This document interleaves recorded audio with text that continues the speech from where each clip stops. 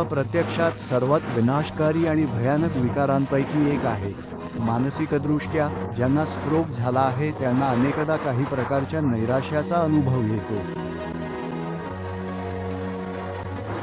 कधीकधी त्यांना असे वाटू शकते की ते जीवनासाठी हरवले आहेत, त्यांची गरज नाही, त्यांचे कौतुक होत नाही.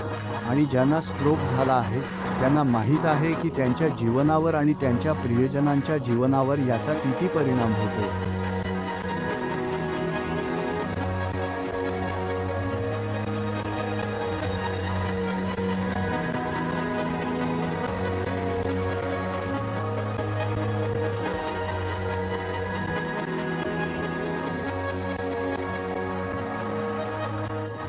स्ट्रोकचा सामना करण्याचा सर्वात प्रभावी मार्ग म्हणजे तो पूर्णपणे टाळणे.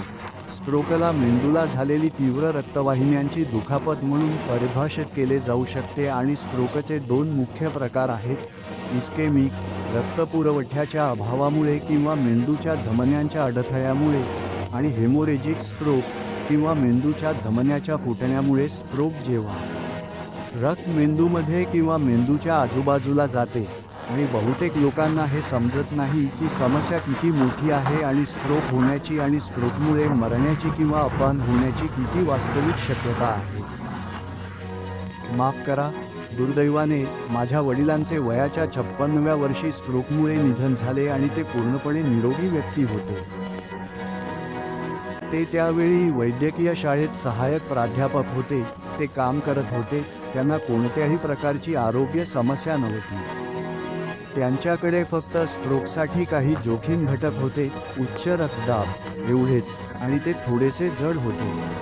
पण त्याशिवाय त्यांना कोणतीही समस्या नव्हती आणि त्यांना मोठा स्ट्रोक आला आणि स्ट्रोकनंतर पहिल्या 3 दिवसांत त्यांचे निधन झाले.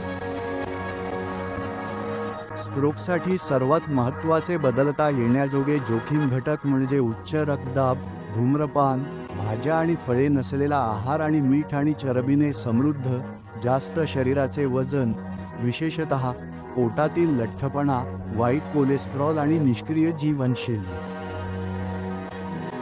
ज्यांना इस्केमिक स्ट्रोक आहे त्यांच्यासाठी मूल वाया गेलेला वेळ म्हणजे वाया गेलेला मेंदू.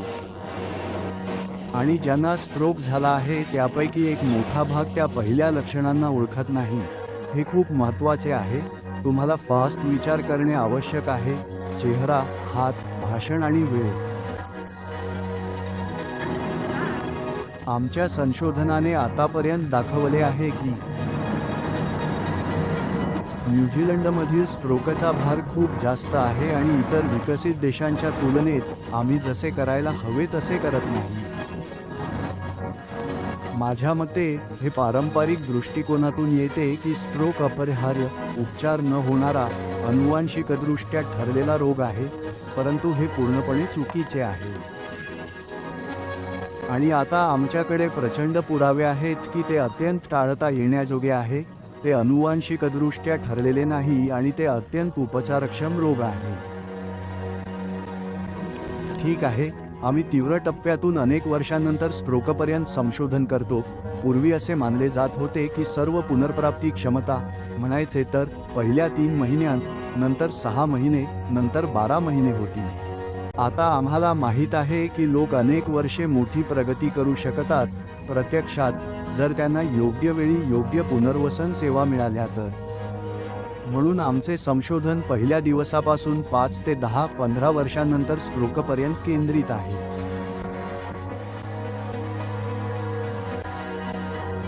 आणि एयूटीमध्ये स्ट्रोकवर, दोन्ही कारणांवर आणि तीव्र परिस्थितींमध्ये काय करावे आणि पुनर्वसनावर प्रचंड प्रमाणात संशोधन चालू आहे. परंतु सर्वात महत्त्वाचे म्हणजे त्यांनी आरको अभ्यासाची पुनरावृत्ती करण्यासाठी हेल्थ रिसर्च काउन्सिलकडून $5 दशलक्ष नुकतेच प्राप्त केले आहे. 81 मध्ये जेव्हा ते केले गेले तेव्हा ते जगातील पहिले होते आणि अजूनही ते स्ट्रोक घटनांवरील अंतिम अभ्यास मानले जाते. वॅलेरी फॅगन आणि कॅथा मॅकफर्सन सारखे लोक स्ट्रोकवर प्रचंड प्रमाणात काम आणि संशोधन करत आहेत आणि ते त्यांच्या विद्यार्थ्यांना स्ट्रोक हा एक मौल्यवान संशोधन विषय आहे याबद्दल उत्साहित करत आहेत. आणि आमचे सर्व नैदानिक संशोधन प्रत्यक्ष रुग्णांवर आधारित आहे. होय, त्यामुळे आम्ही रुग्णांशी बोलत आहोत, आम्ही त्यांची मुलाखत घेत आहोत, आम्ही मोजमाप करतो, आम्ही त्यांचे अनुसरण करतो, आम्ही काही हस्तक्षेप करतो. हे निदान एक काम आहे. आम्ही प्रयोगशाळेचे काम करत नाही. आपण चांगले काम करत नाही हे जाणून घेणे आपल्याला स्ट्रोक प्रतिबंध, उपचार आणि पुनर्वसनामध्ये चांगले करण्यासाठी विविध स्तरांवर प्रेरित करावे.